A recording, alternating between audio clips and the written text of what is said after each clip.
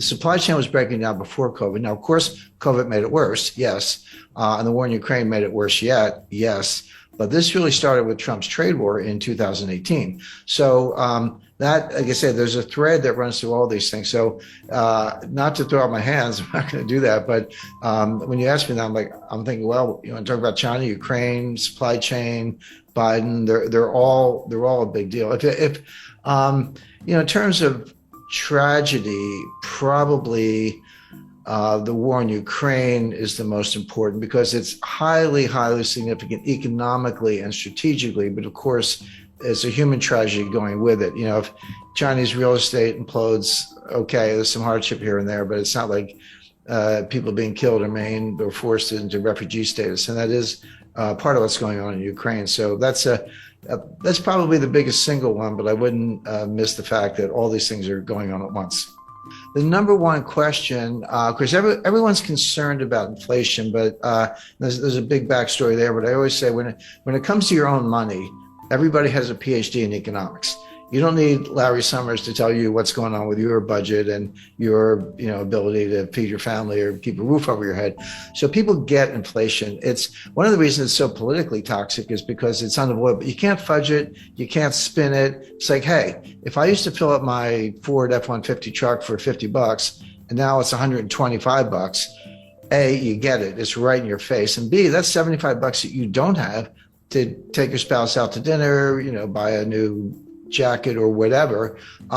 So there's kind of demand destruction at the same time you're spending more money on the one thing you can't do without. So people get it. But then from there, the question I get the most is, hey, Jim, is this going to cause a recession? Are we going to have a recession? And as recently as a few months ago, I would say, yeah, I think so. You can see it coming late this year, early next year. Now I say, we're in a recession. I mean, it's not coming, we're in it. And there's data. I never make statements like that, Brian, without supporting it. And we know that the standard definition of a recession is 2 consecutive quarters of declining GDP. There are a few more bells and whistles having to do with unemployment and a few other things, but that's the rule of thumb. So based on that, and based on the best available estimate for a second quarter, likely to be accurate, we're in a recession today. Now, it's not severe, but that's like saying I'm in bed with pneumonia, but I'm not dying. Well, okay, but we're in a recession right now. There's a lot of whistling past the graveyard. I mean, the stock market is still greatly overpriced. There's still the buy the dips mentality hasn't gone away. It's still there. You got people like Jim Cramer yelling, buy Netflix or whatever. There's institutional support. There's momentum trading. Of course, 95% of the trading is by robots. So you got to reverse engineer the 27-year-olds from Bangladesh who don't get out much. They're the ones really writing these algorithms. Brilliant engineers, but you'd have to show them around Wall Street. So all that's going on. So we haven't really seen the market collapse, stock market collapse that I would expect in association with a severe recession has not happened yet. This is just going to play out. It'll get worse as the year goes on. All right, so you're expecting a major correction in stock markets on the back of a recession. I'm not alone. I mean that is my expectation. I have my own models and I look at it closely. But if you listen to Michael Burry, Jeremy Grantham, Charlie Munger, these people have been around and they run hundreds of billions, and they're saying the same thing. So, every now and then someone will throw some statistic at me and I go, how long is your time series? And I go, we took it back 5 years. I was like, talk to me if you've done it for 100 years, because that's a little more meaningful. But Jeremy Grantham actually did do a 100-year time series and looked at bubbles all over the world, 1929 US, 1989 Japan, 2000 dot-com stocks, and many others. And he said he's never seen anything like it. It's a triple greatest bubble of all time times 3 in the sense that it's real estate, stocks, and other asset classes. So I do. That is my view, but it's shared by a number of other analysts. And that would mean like S&P coming off another 20-30%? Yes. And again, you have to remind people. 1929, the stock market fell 22% in 2 days. It wasn't one day. It was like 12% one day, 11% the next day. So 23% over 2 days. But that wasn't the crash. That was the beginning of the crash. This Dow Jones fell 82%. from top to bottom. Now, it took 3 years. It bottomed in June 1932. Started in October 1929, so not quite 3 years. But that fell 82%. And that happens. So yeah, we're down, NASDAQ's down, bounced back a little bit in recent days, down close to 30%, down the S&P down over 20%. We're in bear market territory, but that's just the beginning. That's not what a full bear market, market adjustment looks like in the face of the kind of recession that I expect. Talk to me about inflation, because I was looking at some of the inflation numbers, and you have to go back to the 80s to see anything that's approaching double digit. I remember being just a kid hearing about double digit inflation. I could kind of remember the gas pumps, the lines at the gas. It's like a distant memory of me in the 70s. But how do you talk to younger people these days about what inflation is or it means? Because I don't think people really grasp what it actually means to your savings or to the economy in even a medium term.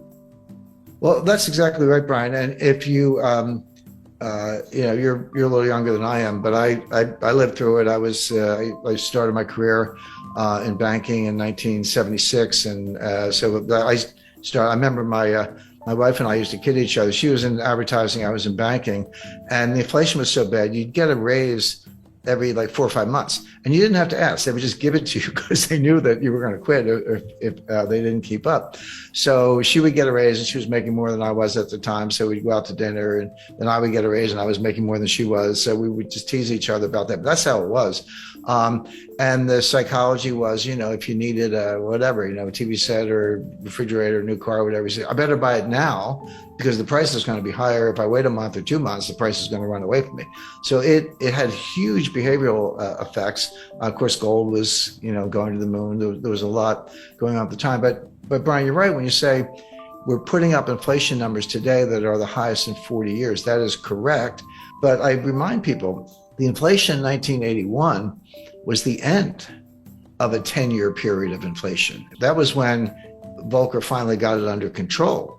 But you go back to 70, between 77 and 81, so that 5-year period, the dollar lost 50% of its purchasing power, not 15, 50. So the question is this the beginning of an inflationary surge where it's going to get even worse and it is going to last 5 years? Or is it different than that? But keep that in mind, because the situation we're in today is very different from the 1970s, and I'll explain why.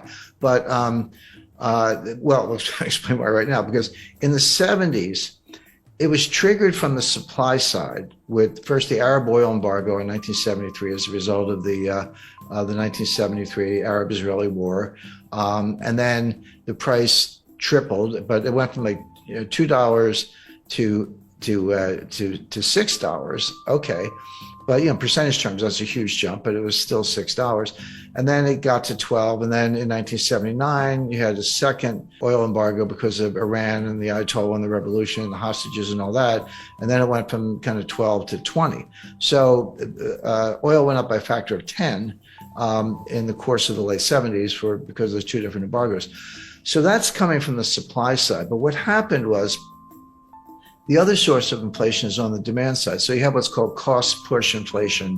That's where supplies choked off, or there's an embargo, or there's a shortage, natural disaster, a lot of things. It's coming from the supply side, and demand is inelastic, so you just pay up or kind of do without.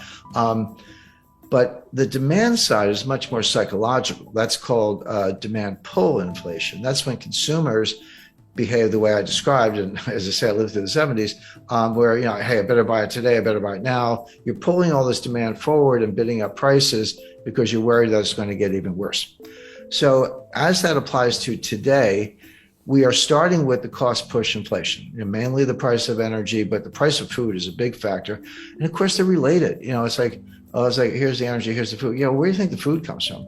To get the food, you got to feed the pigs and cows. What do you feed them? You feed them corn. How do you get corn? Well, you grow it on a farm. You need nitrogen fertilizer. You need diesel in your tractors. You get the food. You got to put it in a truck to get it from point A to point B. That requires diesel. The higher the diesel price, the higher the cost of food because you're moving it by truck, et cetera. So these things, as I say, are linked. But food prices are going up substantially, and you can't. The two things you can't do without are gas in the car and food. So you have that that cost push inflation. We're not quite at the stage where it's demand pull. We're not quite at the stage where individual consumers are behaving the way I described in the 1970s, saying, "Hey, better spend the money fast because it's losing value."